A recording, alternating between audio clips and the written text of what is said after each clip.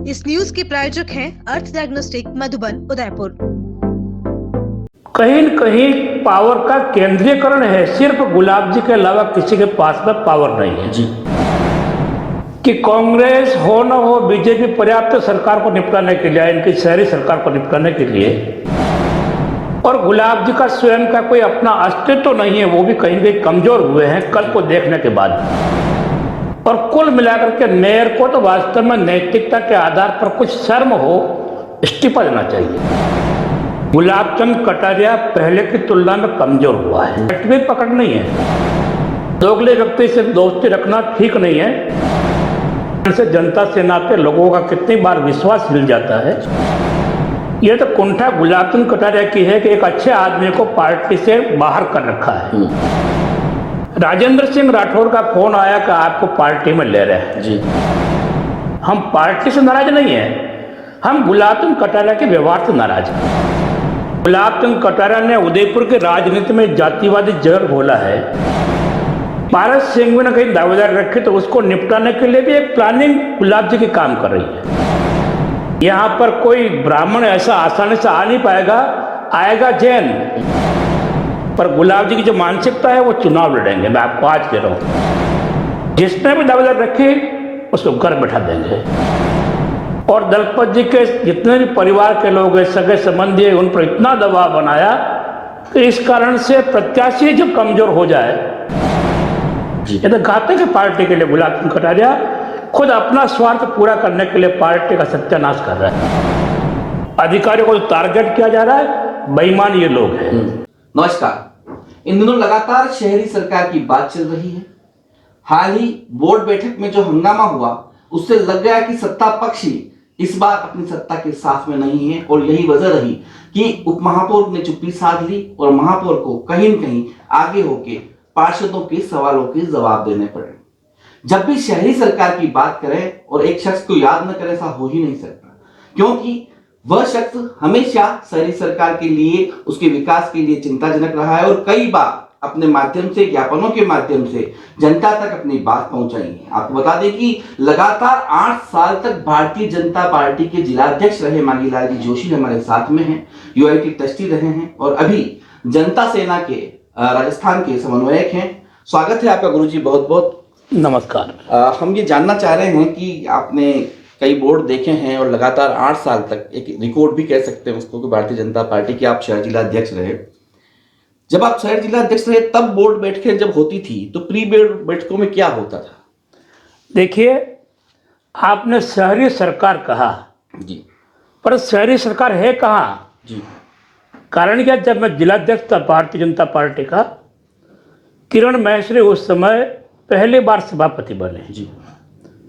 Party और जो निगम है उसमें एक सामंजस्य था जी।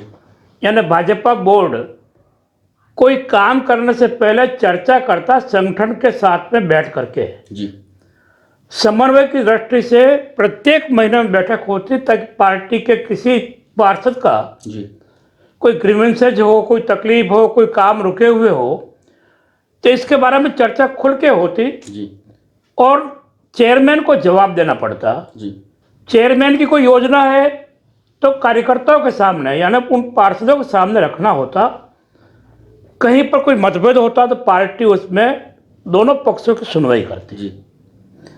पर अब तो लगता है कि या तो पार्टी नहीं है या कहीं न कहीं पावर का केंद्रीकरण है, सिर्फ गुलाब जी के अलावा किसी के पास में पावर नहीं है जी। और इस कारण से कल के मैंने बोर्ड का दृश्य देखा कि कांग्रेस हो न हो, बीजेपी पर्याप्त सरकार को निपटाने के लिए, इनकी शहरी सरकार को निपटाने के लिए, ऐसा लगा कि उदयपुर शहर में कोई महापौर है या नहीं, पार्टी है या नहीं, और कांग्रेस की तो आवश्यकता ही नहीं। वो चिल्ला रहे थे, एक एक्स्ट्रा था, बोनस में था। यानी कुल मिलाकर के नगर निगम जी, यह जो परिषद है या निगम है, यह पार्टी के नियंत्रण से परे है और गुलाब जी का स्वयं का कोई अपना अस्तित्व तो नहीं है, वो भी कहीं न कहीं कमजोर हुए हैं कल को देखने के बाद में जी। इसलिए मेरा ये कहना है कि जब तक पार्टी का अंकुश नहीं होगा, रविंद्र श्रीमाली को अधिकार देना पड़ेगा, वो कुछ भी चेयरमैन रहा है, पर पावर एक व्यक्ति के पास में केंद्रित है। इस कारण से कल की दुर्गति हुई। इसके शहरी सरकार सुनकर के भी हंसी आती है कि यह धमाचौकड़ी थी, यानी पोपाबाई का राज कहो। और कुल मिलाकर के मेयर को तो वास्तव में नैतिकता के आधार पर कुछ शर्म हो, इस्तीफा देना चाहिए जी, रहने का अधिकार नहीं है जी। कहीं न कहीं जैसे जनप्रतिनिधियों की बात करें, इसमें अपने जो 82 लोग हैं, 70 तो चुने हुए हैं और बाकी मनोनीत हैं, तो इन जितने भी भारतीय जनता पार्टी के जो पार्षद हैं, जो समिति अध्यक्ष हैं, वो काफ़ी खफा हो गए हैं। और पहली बार ऐसा लगा कि कटारिया जी के कहने के बावजूद भी बोर्ड बैठक में खुल के बोले। देखिए, मैंने कहा कि गुलाब चंद कटारिया पहले की तुलना में कमज़ोर हुआ है। उसकी पार्टी में पकड़ नहीं है, पार्टी लिमिटेड लोगों की, यानी गुलाब जी अध्यक्ष को अवॉइड करके पार्टी चला रहे हैं। गुलाब जी नगर निगम को कौन चला रहा उनको ही मालूम नहीं, वो अपना हाथ में नियंत्रण चाहते हैं, पर उनका प्रभाव आप देखिए। 4 साल से एक विधायक है, वो 4 साल में नगर में निकलते नहीं, कार्यालय में बैठे रहते हैं, पार्टी कार्यकर्ताओं से मिलते नहीं, पार्षदों की मीटिंग लेते नहीं, सामंजस्य नहीं है, समाचार पत्र में लगातार आता था, उनकी बात सुनते नहीं। अहंकार इतना कि वो किसी से बात करना पसंद ही नहीं करते जी। तो फिर पार्टी की दुर्गति होनी है। आज के तारीख में कोई भी व्यक्ति, पार्षद या समिति अध्यक्ष ये नहीं कह सकता है कि मैं अपने इस बोर्ड में काम करवा सकता हूं। पहले तो आपकी गुलाब जी से काफ़ी अच्छी बनती थी, बिगड़ने के कारण क्या रहे? देखिए, गुलाब चंद जी का जो अहंकार है और दूसरा सबसे अधिक वो दगेबाज आदमी है जी। 2003 में जिस प्रकार से वो यहाँ आए बड़ी सादगी से, तो मैं दावेदार था जी। संघ के 2 वरिष्ठ प्रचारक को मध्यस्थ रखा और एक शर्त तय हुई कि सरकार आ गई तो आपको यूआईटी का चेयरमैन बनाएंगे। सरकार बनते ही उन्होंने ताराचंद जी का नाम रख दिया और मेरा अंदर ही अंदर ऊपर विरोध किया, संघ के कहने के बाद में जी। तो ये बात मेरे को मालूम पड़ गई। ऐसे ही मावली में मेरा टिकट तय हुआ।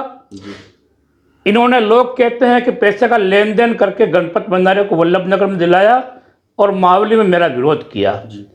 तो उस समय तत्कालीन कप्तान सिंह जो है यहाँ के प्रभारी थे राजस्थान के, उन्होंने मेरे को सारी बात कह दी। तो ऐसे दोगले व्यक्ति से दोस्ती रखना ठीक नहीं है, इसलिए मैंने अपना आप दूरी बना ली जी। जनता सेना को आपने पसंद किया, कारण? जनता सेना इसलिए क्योंकि मैं आइडियोलॉजी से आज भी व्यक्तिगत तौर से राष्ट्रीय विचारधारा का हूँ और कांग्रेस जिस प्रकार से काम करती है, उनकी राष्ट्रीयता कहीं न कहीं विवादों में रहती है जी। और फिर जिस प्रकार से वो सांप्रदायिक आधार से चलती है, तो उनसे मेरा तालमेल नहीं बैठ सकता। मेरे को लगा कि जनता सेना वास्तव में ठीक चल रही है और यह आज भी भारतीय संस्कृति, सिद्धांत, नीति और बीजेपी के जो प्रताड़ित लोग हैं और सिद्धांत को मानते हैं, वो लोग उनमें गए। तो इस कारण से मैंने जनता सेना ज्वाइन की जी।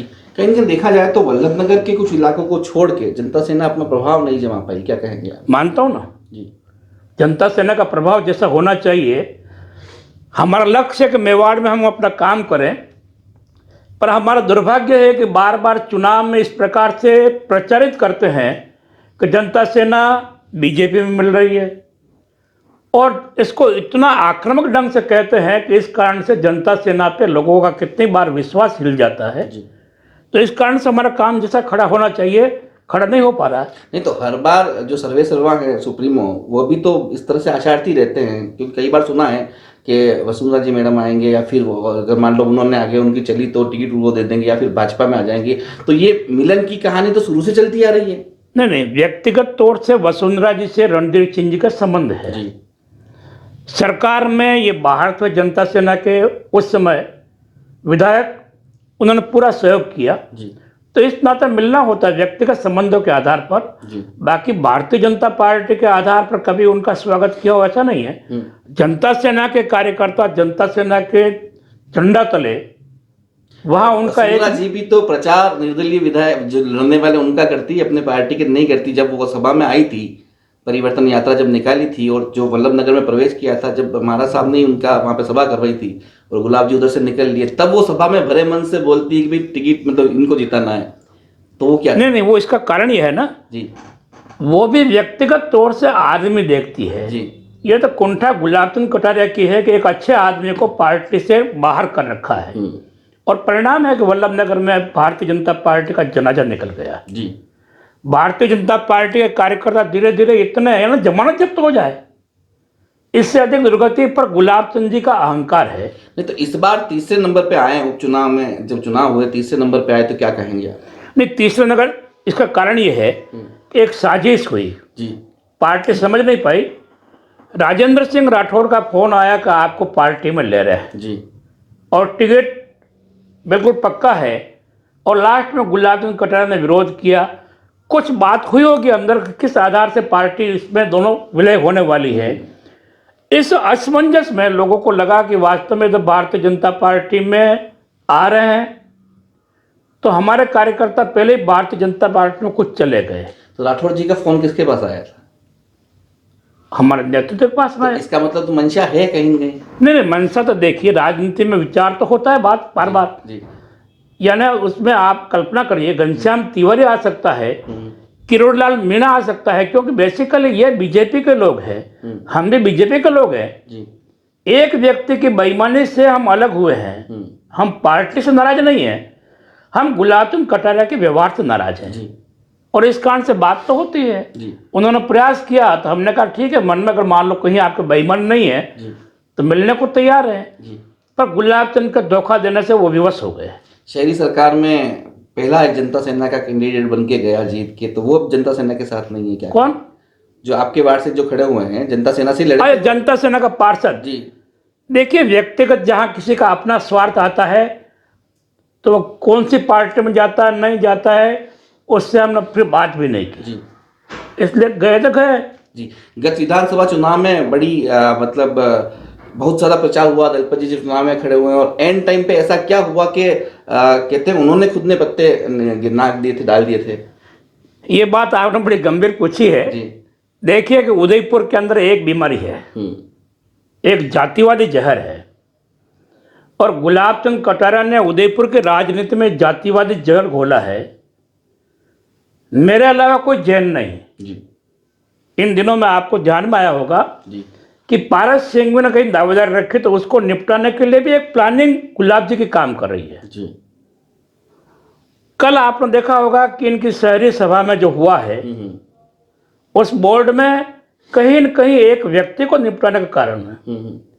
मेरे को एक व्यक्ति मिल गया था पार्टी के बहुत जिम्मेदार पद पे, उसको भी मैंने कहा कि भैया दावेदारी मत रखना, एक शादी के खाने में मिल गया, दावेदारी मत रखना, यहाँ पर कोई ब्राह्मण ऐसा आसानी से आ नहीं पाएगा, आएगा जैन।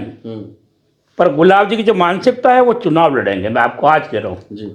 इसलिए वो चाहे कोई रविंद्र जी आए, ना दिनेश जी भट्ट आए, ना ताराचंद जी आए, न या कोई अलका मुंदड़ा आए या पारस सिंह भी आए, सबको जिसने भी दावेदार रखी उसको घर बैठा देंगे। मैं आज घोषणा कर रहा हूँ। ये दलपत जी वाली बात हो रही थी। दलपत जी वाली बात मैं कह रहा हूँ कि उस समय भी एक जैनवाद का दबाव बना। जी।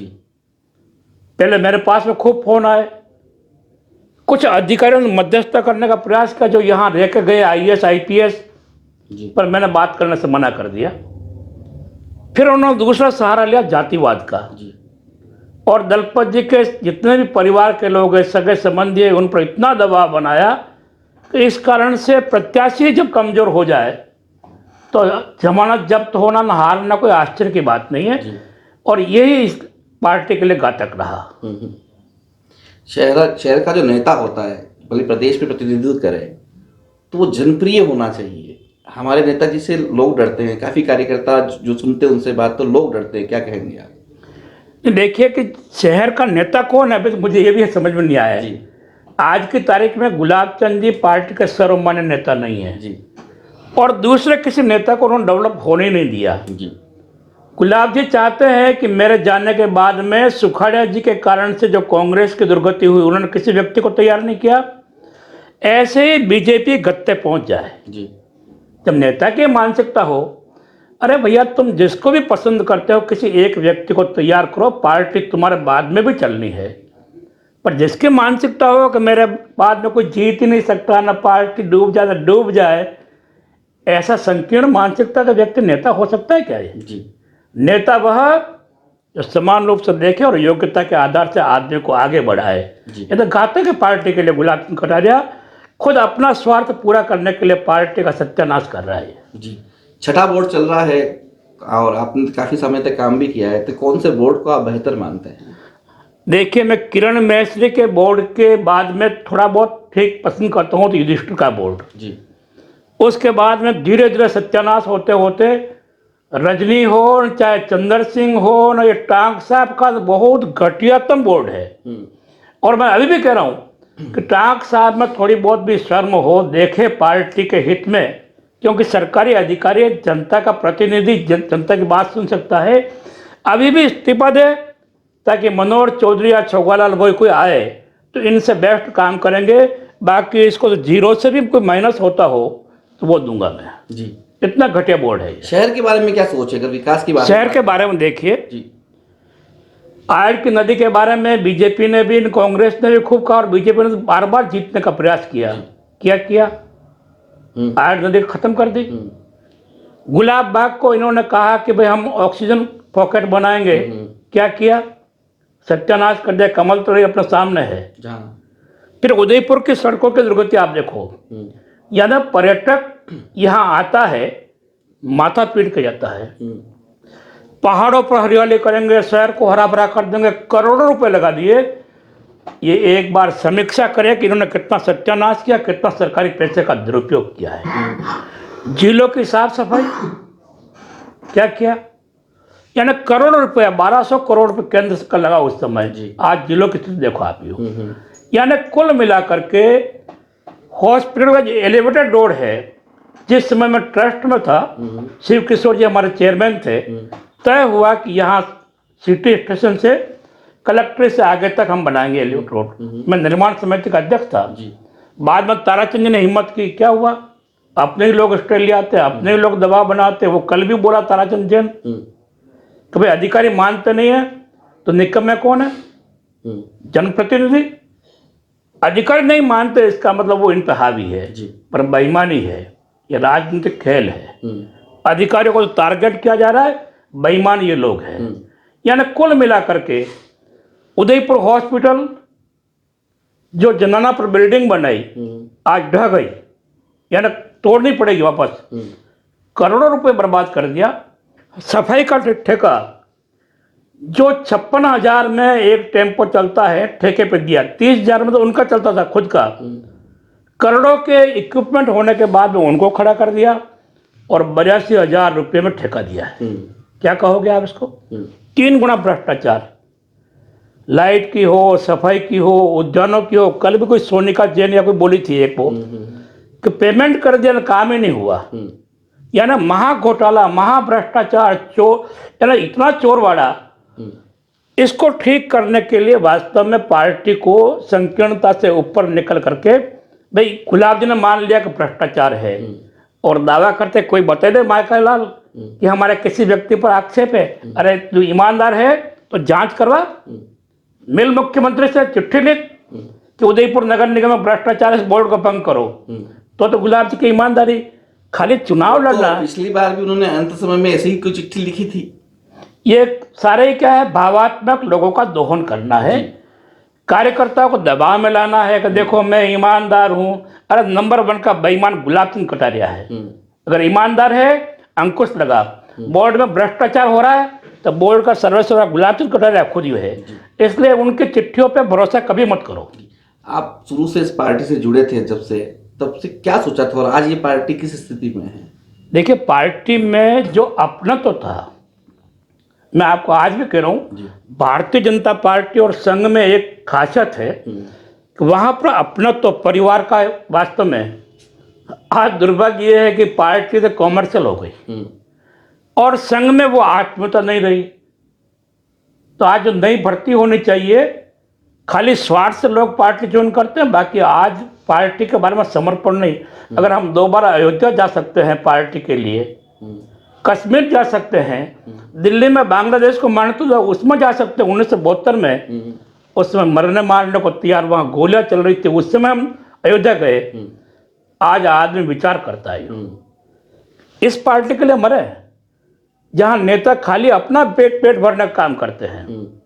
ये चंद लोग खुद मुख्यमंत्री के लड़ रहे हैं और लोगों से कहते हैं भैया पद नहीं मिलेगा तो मर जाओगे क्या, और खुद मर रहे हो। तो ऐसे बेईमान और दोगले लोगों के उपदेश काम नहीं देते हैं।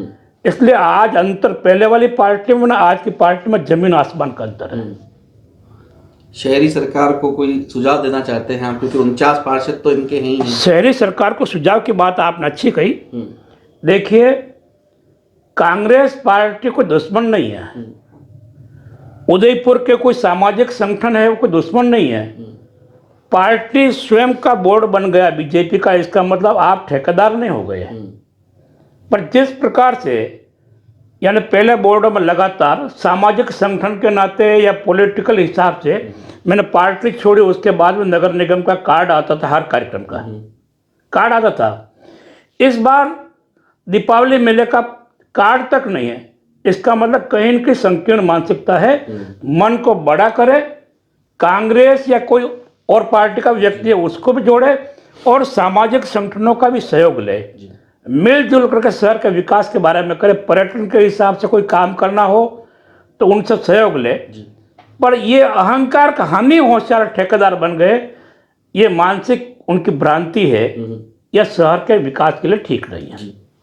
अंतिम सवाल शहरवासियों से क्या कहना चाहते हैं? है जी, शहरवासियों से क्या कहना चाहते हैं? अंतिम सवाल। नहीं, शहरवासियों से ये है कि एक बार जनता को विचार करना चाहिए, जो 6 बार लोगों को जो वादे किए, एक बार मूल्यांकन करें कि वास्तव में इन दोगले लोगों ने कितने वादे पूरे किए हैं।